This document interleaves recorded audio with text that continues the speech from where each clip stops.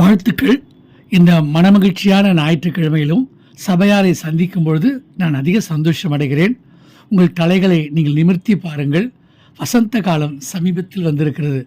அத்திமரம் துளிர்விடும் பொழுது உங்களுடைய வாழ்விலே உங்கள் நேசர் உங்கள் அருகாமையில் வருகிற நாட்கள் வந்துவிட்டது.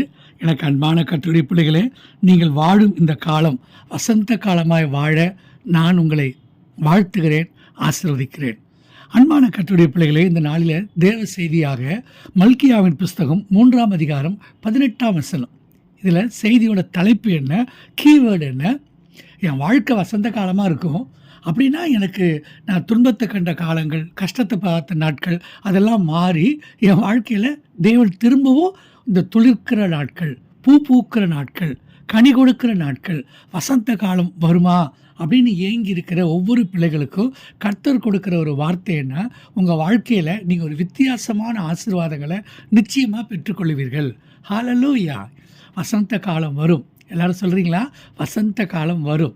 ரெண்டாவது, என் வாழ்க்கையில் நான் ஒரு வித்தியாசத்தை திரும்பவும் காண்பேன். ஏன்னா அந்த வசனத்தில் இப்படி தான் போட்டிருக்கு. வசனத்தை நான் சொல்கிறேன், நீங்கள் நல்லா அழகாக கவனிக்கிறீங்க.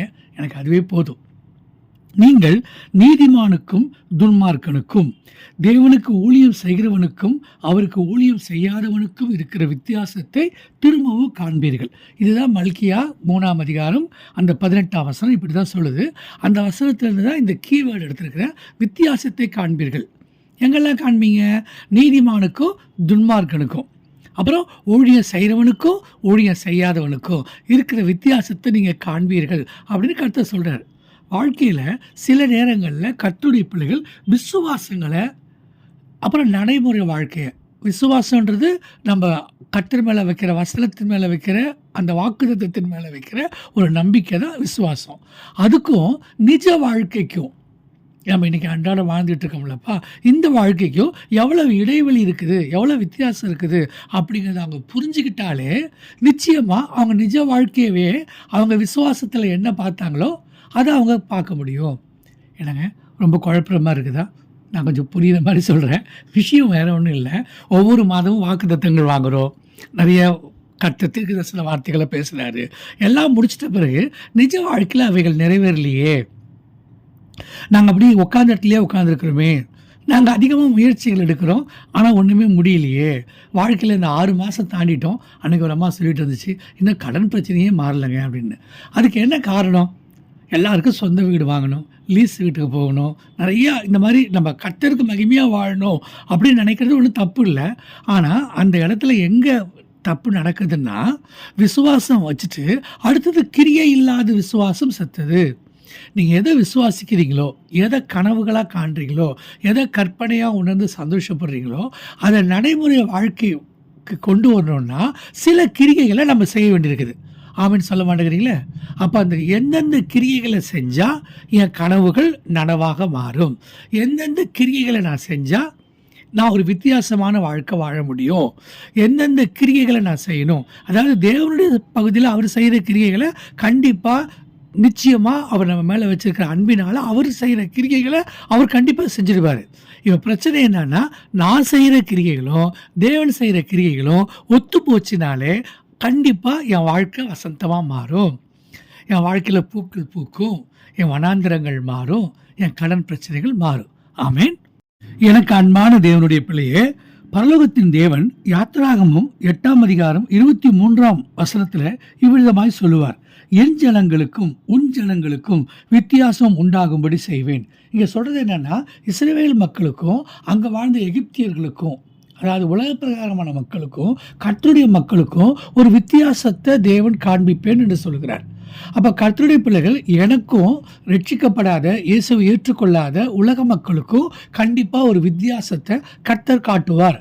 அந்த ஒரு ஆழமான விசுவாசத்தை நம்ம உள்ளத்துக்குள்ளே வச்சுக்கணும். ஏன்னா மனம் திரும்பி ரட்சிக்கப்பட்டு ஞானஸ்நானம் எடுத்து பரிசுத்தாவின் அபிஷேகத்தை பெற்று அந்யோன்ய ஐக்கியத்தோடு அப்பம் விட்டு ஜபத்தில் தரித்து வாழ்கிற நீங்கள் கண்டிப்பாக வித்தியாசமானவர்கள், நீங்கள் ஆசீர்வதிக்கப்பட்டவர்கள். தேவன் உங்கள் மேலே வச்சுருக்கிற அன்பு நிலையான மாறாத முடிவில்லாத ஒரு அன்பை தேவன் உங்கள் மேலே வச்சுருக்கார். எத்தனை பேர் விசுவாசிக்கிறீங்க? ஹல்லேலூயா. சரி, அன்பான கர்த்தருடைய பிள்ளைகளே, அன்னைக்கு கூட ஒரு பிரதர் சொல்லிகிட்டே இருந்தார், விசுவாசம் எங்களுக்கு இருக்குது பாஸ்டர், அதை நாங்கள் கிரியைகளை கொண்டு வர முயற்சிக்கிறோம், சில நேரங்களில் தோற்று போகிறோம். நல்லா கவனிங்க, விசுவாசம் கிரியையில் வந்தால் தான் அது உயிருள்ள விசுவாசம். விசுவாசம் கிரிகையில் வரலன்னா அது செத்த விசுவாசம். அப்போ இனிமே விசுவாசம் இருக்குது, நல்லது. அது எப்படி கிரியைகளை கன்வெர்ட் பண்ணுறதுங்கிறத கர்த்தருடைய பிள்ளைகள் கண்டுபிடிச்சிக்கணும். அன்னைக்கு கூட பார்த்தீங்கன்னா எகிப்தியர்களுக்கும் இஸ்ரவேலர்களுக்கும் ஒரு வித்தியாசம் இருந்துச்சு. கர்த்தருடைய பிள்ளைகள் அப்படின்னு சொன்னால் இந்த நம்மக்கிட்ட இந்த உலகம் ஏதோ ஒரு பெரிய வித்தியாசத்தை காட்டுது. அது நம்ம என்ன செய்யக்கூடாதுன்னா, நம்முடைய கலாச்சார மாற்றங்களாலோ உடையிலையோ நடையிலையோ பேச்சிலையோ நம்ம வெளிப்படுத்துறதை விட நம்ம செயல்களும் நம்மளுடைய நோக்கங்களும் சிறந்ததாக இருந்துச்சுன்னா எல்லாத்தை விட நிச்சயமாக நம்ம ஒரு வித்தியாசமான மக்களாக, விசேஷித்த மக்களாக மற்றவர்களால் உணரப்படுவோம். ஆமீன். கர்த்தருடைய பிள்ளைகளுக்கு ஒரு விஷயத்தில் நல்ல தெளிவு உண்டாகணும். அது என்னன்னு கேட்டிங்கன்னா, கற்பனைக்கும் நிஜத்துக்கும் உள்ள வித்தியாசம் என்ன? கற்பனை உலகத்திலேயே நிறைய பேர் வாழ்ந்துக்கிட்டு இருப்பாங்க. அதுக்கும் நிஜமான வாழ்க்கைக்கும் உள்ள வித்தியாசம் தெரியணும்.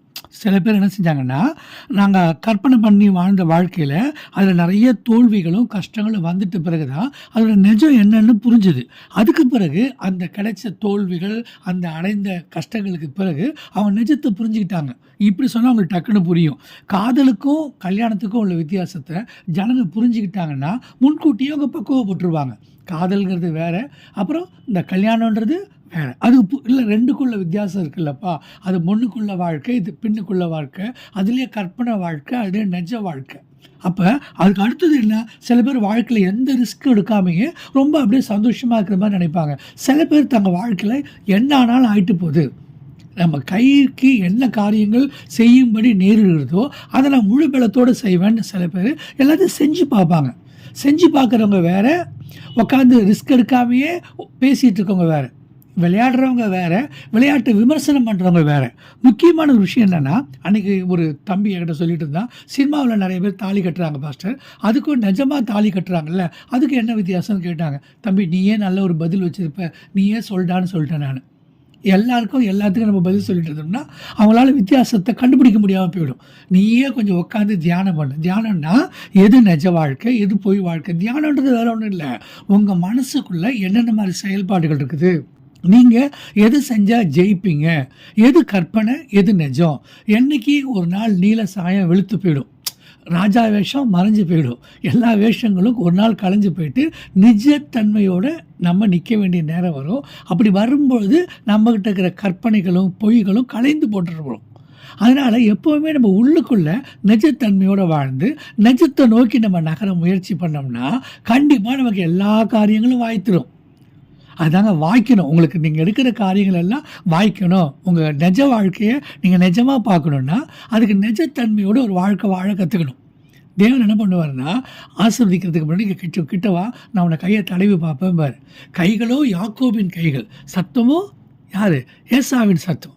இந்த மாதிரி ஏசா வேஷம் போட்டுட்டு யாக்கோபு வந்து ஆசீர்வாதத்தை வாங்க வந்த மாதிரி நல்லவன் மாதிரி வேஷம் போட்டுட்டு ஒரு கெட்டவன், ஒரு துன்மார்க்கன் கர்த்தர்ட்ட ஆசீர்வாதங்களை பெற்றுக்கொள்ள முடியாது.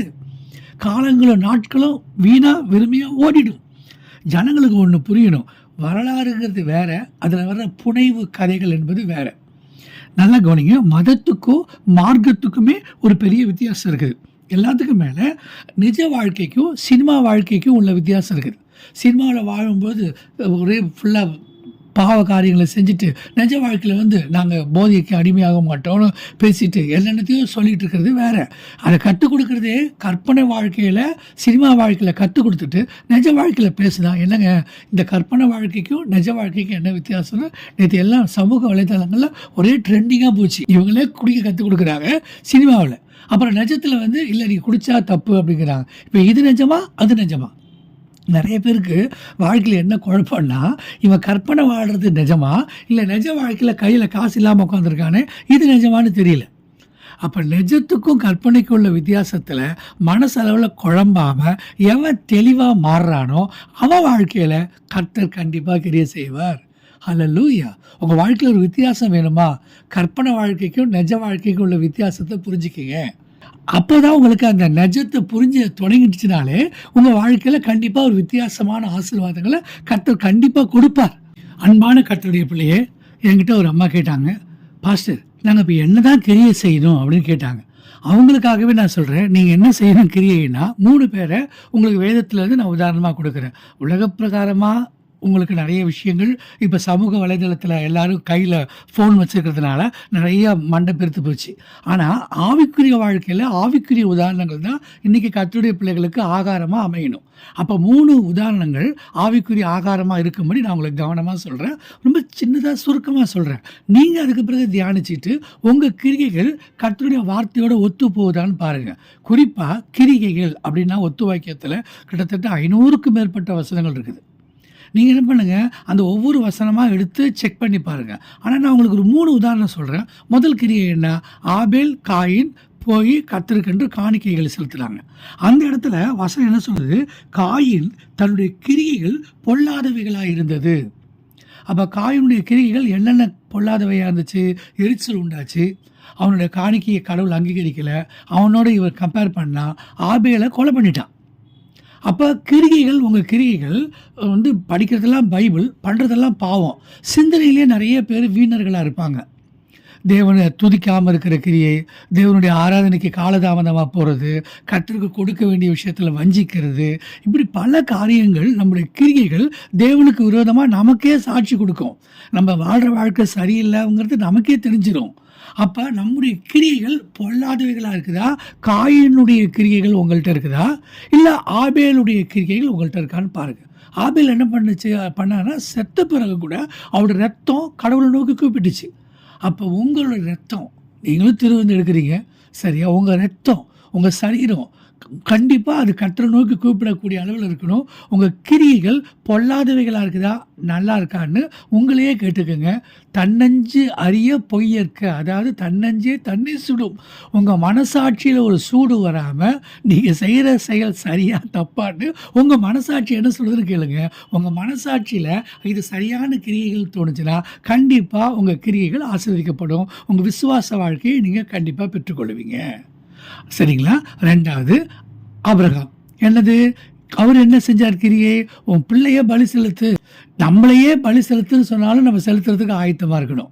நமக்கு எதெல்லாம் நேசிக்கிறோமோ அதெல்லாம் கொண்டு வந்து பலியாக கொடுன்னு சொன்னால் அதை கொடுக்கறதுக்கு நம்ம ஆயத்தமாக இருக்கணும். கர்த்தர்கிட்ட என்ன ஒரு விஷயம்னா, நீங்கள் எந்த அளவுக்கு கீழ்ப்படுறீங்கன்னு பார்க்கறதுக்காகவே சில விதங்களில் தேவன் நம்மளை எப்படி பார்ப்பார்னா, அவர் நம்ம எப்படி அவரை பரிசோதிக்கிறோமோ அவர் நம்மளை அந்த மாதிரி பரிசோதித்து பார்ப்பார்.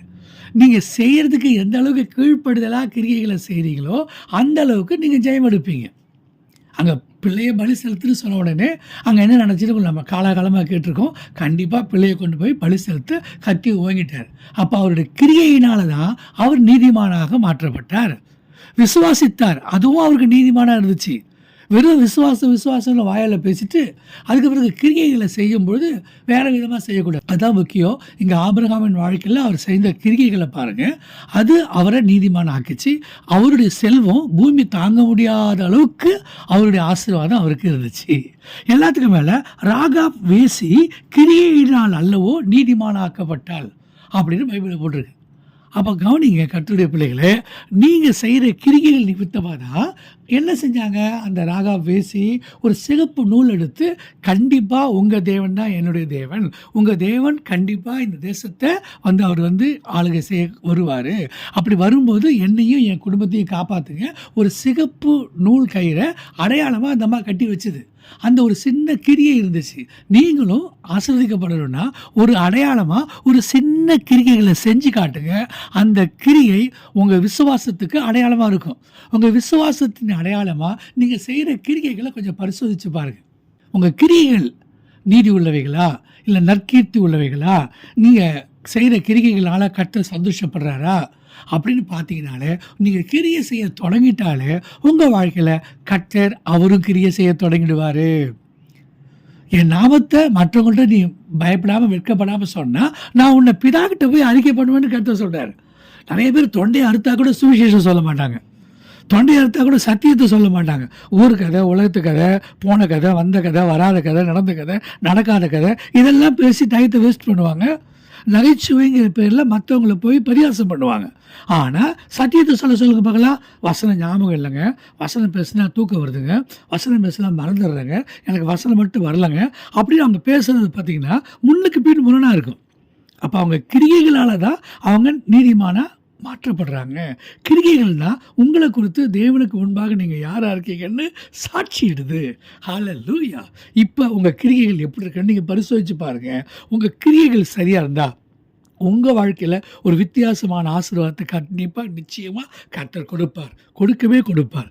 எல்லாத்துக்கும் மேலே நீங்கள் என்ன பண்ணாதீங்கன்னா, கற்பனை வாழ்க்கையிலேருந்து தப்பிச்சு நிஜ வாழ்க்கைக்கு வர்றதுக்கு தினம் தினம் கொஞ்சமாவது கண்ணை மூடி உட்காந்து தியானம் பண்ணி, நான் யார், எங்கே இருக்கிறேன், எந்த பாதையில் போகிறேன், நான் செய்கிற கிரியைகள் தேவனை பிரியப்படுத்துதா அப்படின்னு கொஞ்சம் நீங்கள் உங்கள் ஆத்மாவை நீங்கள் பரிசோதித்து பார்த்தாலே ஒவ்வொரு நாளும் உங்கள் கிரியைகள் கண்டிப்பாக கர்த்தருக்கு பிரியமாக இருக்கும். நீங்கள் ஒரு வித்தியாசமான வாழ்க்கையை வாழ்வீங்க.